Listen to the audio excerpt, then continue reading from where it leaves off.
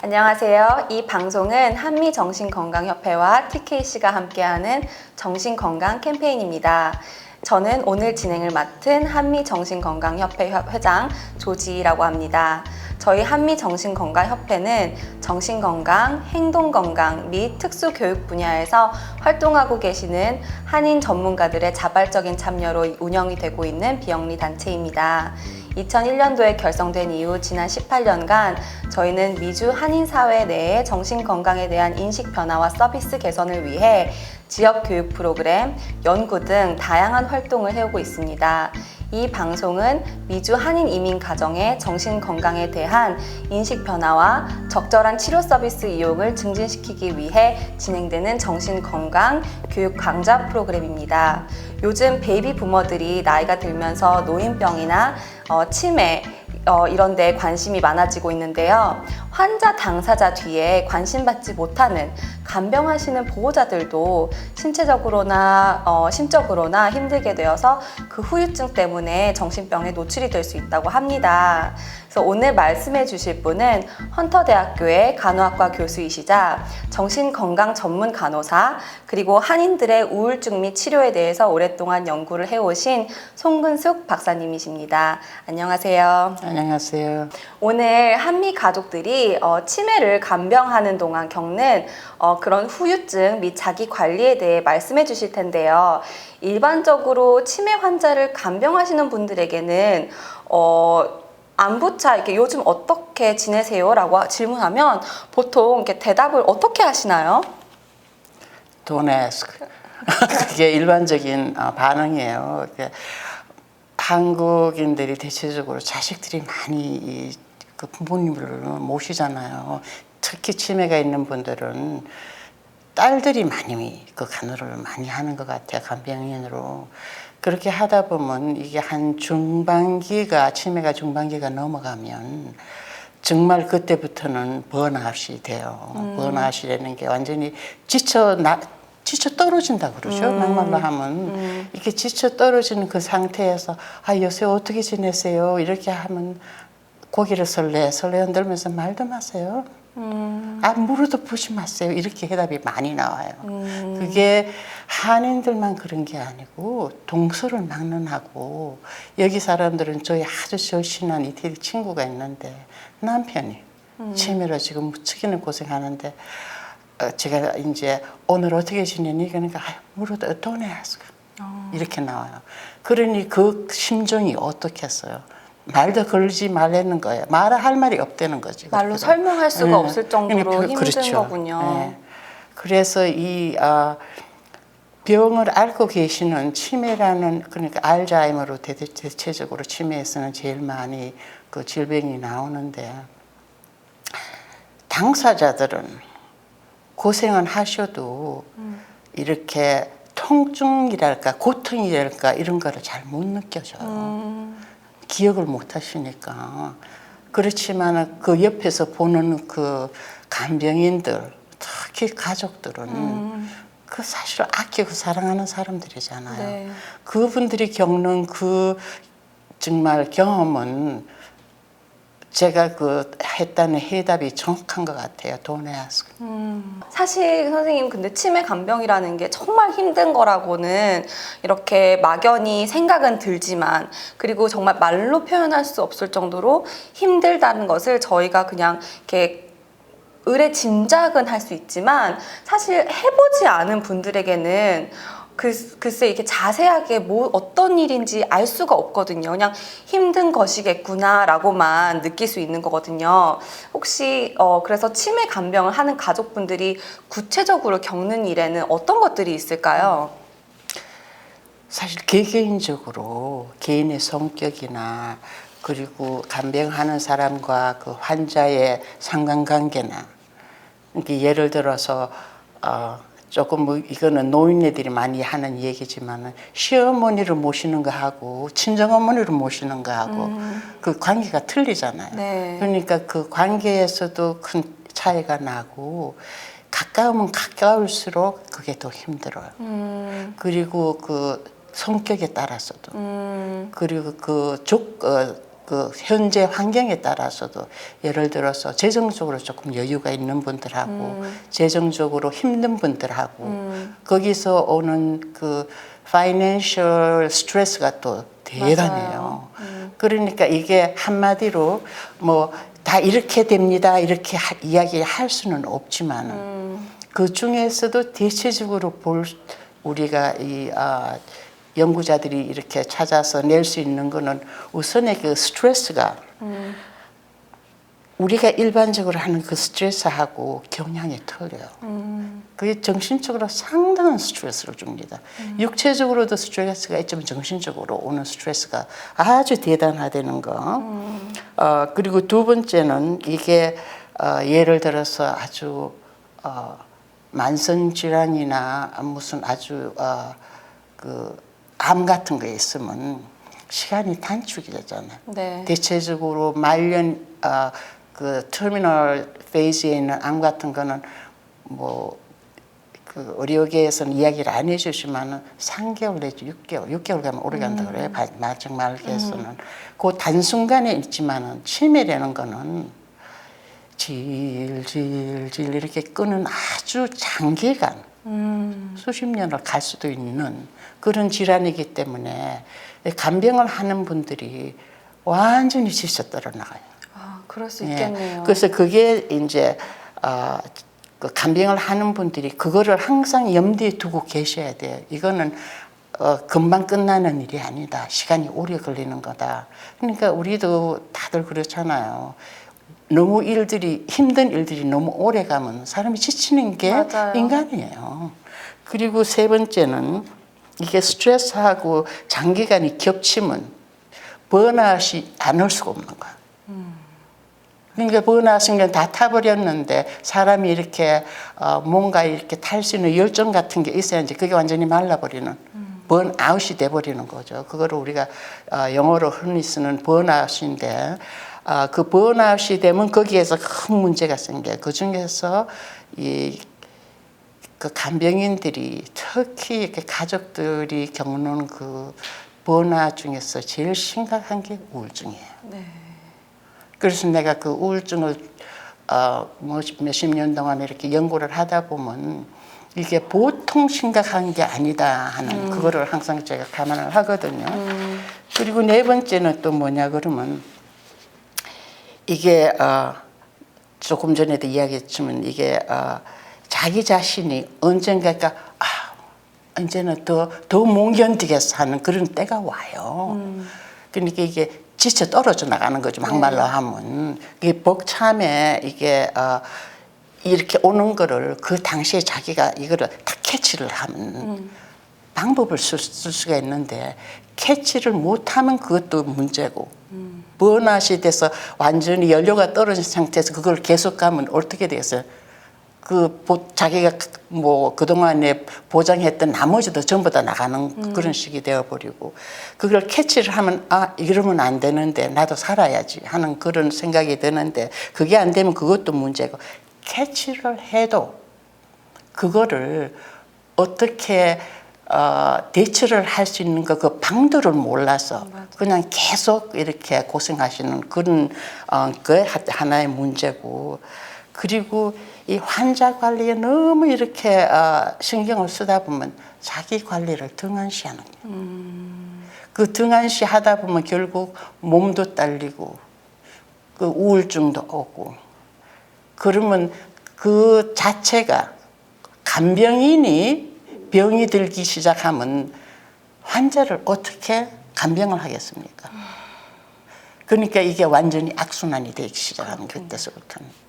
그런 거를 제 생각에는 조금 알고 계시면 그 대처가 조금 생기지 않을까 하는 그런 생각이 들어요. 그 선생님이 말씀해 주신 걸 들어보면 이게 치매 환자를 간병을 하는 그게 정말 장기간으로 이게 희망적인 장기간이 아니잖아요. 게다가 정말 힘든 고통의 시간이 언제 끝날지 모르는 그 나날이 지속되고, 근데 그게 우울증과도 좀 우울증, 그러니까 치매 간병인은 안 하더라도 우울증 환자들이 많이 겪는 증상도 비슷하잖아요. 미래가 불분명하고 이렇게 희망적이지 못하고 자기 관리도 못하고 그렇게 하루하루를 정말 버텨가는 사람들인데, 그래서 좀 증상이 이렇게 겹치는 부분도 많은 것 같아요. 근데 방금 선생님이 말씀해 주셨을 때 자기가 알아야 자기 관리를 할 수 있는데, 그 환자에 집중을 하다 보니까 자기가 그런 거를 겪고 있는지 잘 모르는 경우가 많다고 하셨어요. 그러면 그 간병인들이 혹시 이 방송을 통해서 자기가 이런 걸 겪고 있구나라고 느낄 수 있는 그런 방법들이 있나요? 간병을 쭉 하잖아요. 한 1년을 하든지 2년을 하든지 이렇게 하다가 언젠가는 좌절감이 오기 시작해요. 좌절감이 오면 거기서 따라 나오는 게 뭐냐 그러면 참을성이 없어지는 거예요. 옛날 같으면 뭐 그러시겠지 이렇게 하는데, 이제는 아유 왜 그러시나 이렇게 참을성이 없는 그 감정을 느끼지 않을 수가 없어요. 근데 그게 하나의 시그널이라는 게, 그게 버나웃 신드롬의 시그널이라는 거를 알고 계시면 내가 정말 완전히 번아웃이 되는 있는 모든 열기가 다 없어졌구나. 이렇게 참을성이 이제 바닥이 난 거죠. 예, 그렇죠. 바닥이 났다 그러면 바닥이 났다 그러면 좋겠네. 네. 그리고 나서는 이 지치죠, 사람이. 지쳐요. 그리고 희망이 없다고 조금 전에 이야기하셨는데 맞잖아요. 뭐 다른 병도 희망이 꼭 있는 건 없지만 이거는 너무 장기적으로 오래 가니까, 그러니까 사람이 희망이 없어지고 낙심이 오는 거겠거든. 그러면서 어느 정도에 이렇게 들어가면 잘 울어요, 그런 분들이. 누구 만나서 부모님에 대해서 요새 어머님 좀 어떠시니 그러면 이 눈물부터 나와요. 말하기 전에. 자기가 내가 요새 왜 이렇게 누가 묻기만 하면 눈물이 나 그러면 그게 하나의 증상이라고 생각하면 되는 거예요. 번아웃 증상이라고 생각하면 되고, 그 다음에 오는 게 우울증이랑 비슷하게 배가 안 고플 수도 있고, 배가 항상 너무 많이 먹을 수도 있고. 그러니까 제가 이 우울증이랑 그게 비슷한 게, 우울증이 있는 분들이 속이 허해요.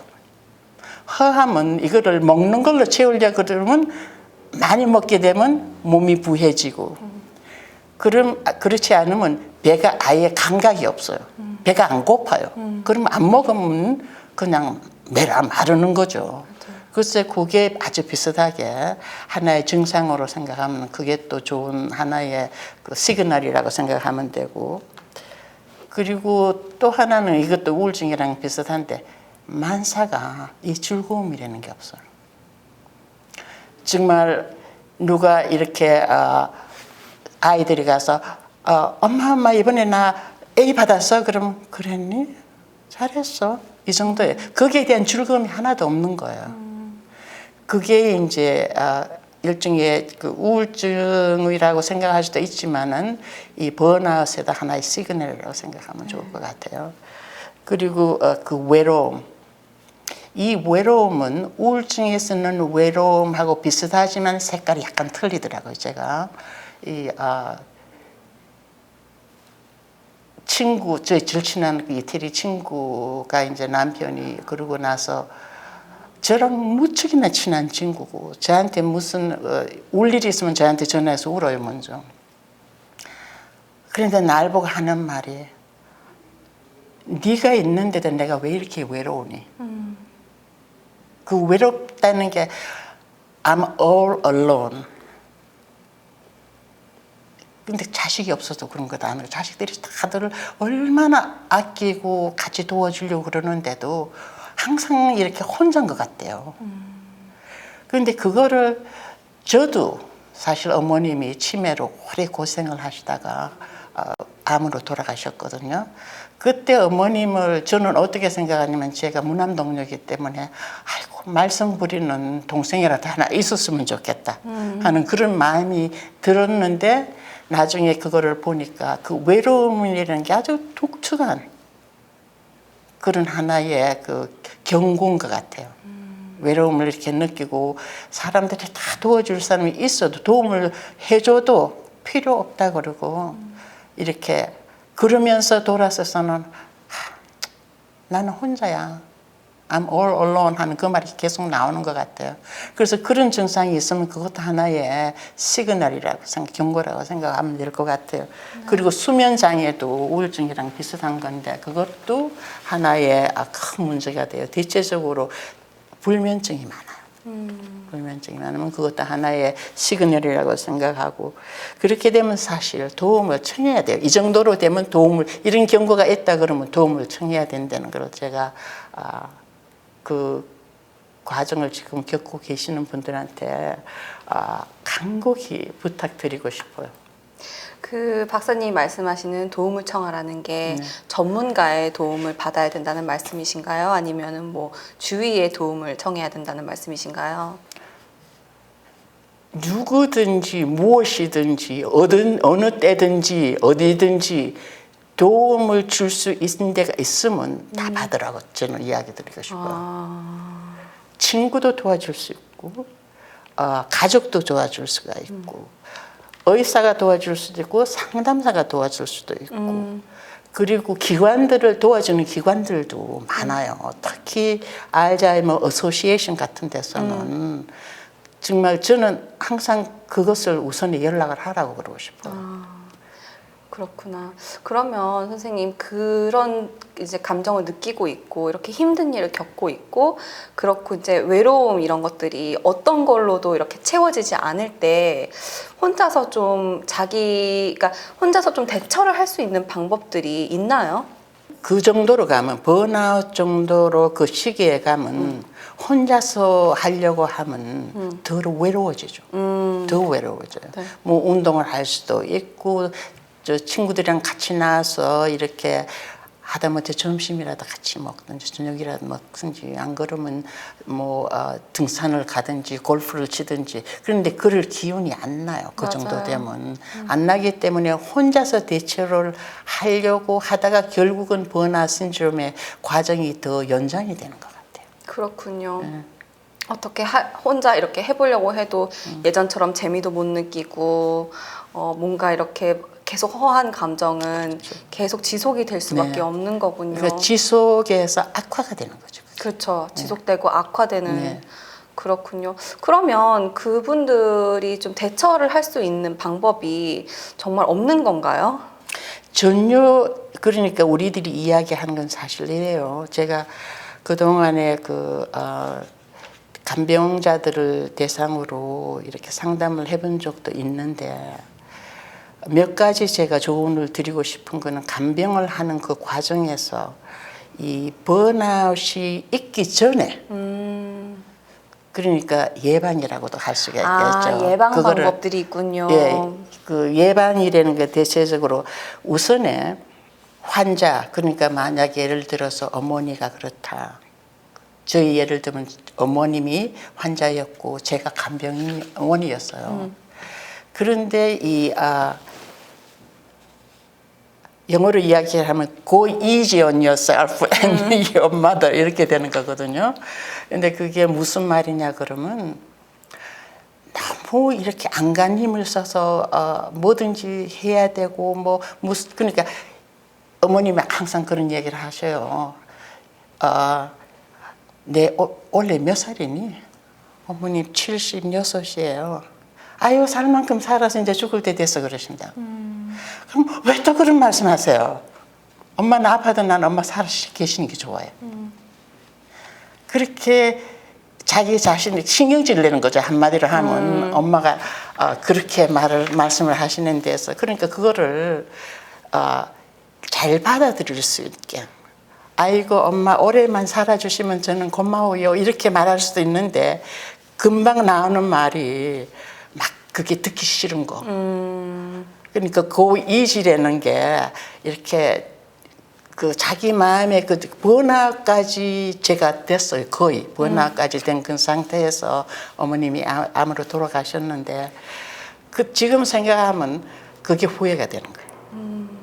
그래서 easy on yourself and 그러니까 환자에 대해서 그게 이제 하나의 방법이고 치매가 있으신 분들이 했던 말도 하고 그러니까 한 번은 어머님 친구한테 전화가 왔어요. 그랬더니 제가 전화를 받으니까 아이고 너 전화 잘 받았다. 니네 엄마가 그때 제가 한국에 있었어요. 어머님이랑 같이. 니네 엄마가 전화를 요새 하루에 한 5번을 하시는데 하실 때마다 같은 말씀을 토시도 안 빼고 그저께 왔는데 이렇게 시작을 하신대요. 그러니까 엄마 좀 무슨 치매 같은 게 있으신 거 아냐? 예, 걱정되겠다. 그래서 저의 대답이 그때는 제가 완전히 준비가 된 상태였고 어느 정도 내 자신을 배려하고 어머니를 배려하는 그 준비가 된 상태였어요. 그분 친구분한테 제가 드린 말씀이 뭐냐 그러면 어머님이 치매가 있으신 건 사실이에요. 그러니까 어머님이 전화를 하실 때 제가 부탁을 하나 드리고 싶습니다. 어머님이 전화를 하실 때 똑같은 말씀을 처음 하신 것처럼 이야기하실 적에 어머님은 그게 처음 드리는 말씀이에요. 그거를 그대로 받아주셨으면 제가 너무너무 감사하겠어요. 그랬더니 이분이 조금 당황을 하시면서도 그러니까 그분한테 교육을 시킨 거나 마찬가지예요. 부탁을 하면서도. 그래서 그런 게 참 중요한 것 같아요, 우리들이. 근데 이거를 간병을 하는 사람들은 이해는 해요, 그거를. 이분이 병이 이야기를 하는 거지 당신 자신이 이야기를 하지 않는다는 이해를 하면서도 인간이기 때문에 어느 점에 탁 들어가면 아이고 했던 말 또 해. 이렇게 그렇죠. 나오는 거. 한두 번은 그렇게 받아줄 수 있지만 그게 매일매일 계속 지속이 된다면 정말 지칠 수밖에 없을 것 같아요. 근데 그거를 약간의 이렇게 자기 자신을 돌보고 자기 정신 건강은 어느 정도 이렇게 정리를 하시면 그게 될 수가 있는데 그 버나웃 신드롬에서 이게 계속 악화로 들어가면 그게 했던 말 또 해 이렇게 나오는 거예요. 그게 차이가 거기서는 안 되는 거죠. 선생님 그러면 제가 들어보니까 이렇게 간병하시는 분들이 참 힘든 나날을 계속 보내고 계실 것 같아요. 지금 이 방송을 보시는 분들도 그분들께 혹시 해주시고 싶은 조언이 있으신가요? 예, 그 도움 중에 리소스를 어떤 리소스가 있느냐. 그거를 아시면 도움을 청하기가 편리하시겠죠, 아무래도. 그래서 예를 들어서 우선에 보험이 있으신 분들은 보험회사에 연락을 하세요. 그래서 그게 뭐 메디케어든지 메디케이든지 상관없이 개인 보험이든지 거기에서 혹시 그 어떤 혜택을 도움을 받을 수 있나 그거를 일단 알아보시고 특히 개인 보험 같은 데서는 롱텀 케어가 있는지 없는지 롱텀 케어가 있으면 거기에서 이 경제적으로 굉장히 큰 도움이 될 거예요. 그리고 일반적으로 이제 스케줄을 한번 짜보시는 게 좋아요. 왠지 그렇지 않으면 혼자서 간병인이 한 분이 하는 것보다는 여러 분이 같이 이렇게 나누면 그게 아무래도 편리하죠. 그래서 스케줄을 한번 짜보시는 것도 좋은데 특히 이거를 어디서 잘해주냐 그러면 알츠하이머 어소시에이션에서 이거를 굉장히 많은 도움을 줘요. 그분들은 그런 가족들을 많이 상대를 하기 때문에 그리고 요새 특히 한국 사회에서 많이 있는 어덜트 데이케어 같은 거 있잖아요. 그 데이케어 프로그램에 등록을 하시면 그것도 아주 큰 도움이 됩니다. 그리고 레스피스라는 그런 게 있는데 간병인들이 한 1, 2주 이렇게 레스트를 하시면서 그런 때에는 그 환자를 그 양로원에다 모셔놓고서는 한 1, 2주 이렇게 계시는 동안에 조금 휴가를 받으시든지 그렇게 하는 그런 방법도 있고요. 그리고 웬만하면 특히 메디케어, 메디케이드가 있으신 분들은 보조 간병인이 있어요. 그거를 홈 헬스 에이드라고 그러는데 그거를 꼭 쓰셔요. 그거를 쓰셔야만 이 가족들이 집에 있는 가족들이 좀 숨을 쉴 수가 있다는 거. 그리고 이 미국에서는 현재 조금 전에 말씀하신 것처럼 이게 베이비 부머가 이제 노년기로 들어가는 관계이기 때문에 그쪽으로 굉장히 이 시스템을 잘 만들어 놨어요. 그래서 National Association of Area Agency of Aging, 안 그러면 US Administration on Aging, US Administration on Aging 하는데 이런 데 들어가면 미 정부에서 지방별로 도움을 줄 수 있는 그 기관에 대한 모든 정보가 다 있어요. 그러니까 이 웹사이트를 잘 보시는 있는 그런 손자 손녀나 아드님들한테 이렇게 부탁을 해서 그런 기관에 대해서 조금 알아보면 아는 게 그런 지식이 있으시면 도움을 신청하실 때 아무래도 편리하실 것 같아요. 네, 선생님 너무 감사합니다. 오늘 송문숙 박사님과 치매 간병인들이 혼자만 힘들어하지 말고 이제 이렇게 주위에 리소스들도 사용해서 이렇게 그래도 자기 관리도 함께 할 수 있도록 알아보았습니다. 다음 시간엔 더 유익한 정보로 찾아뵙겠습니다. 감사합니다. 감사합니다.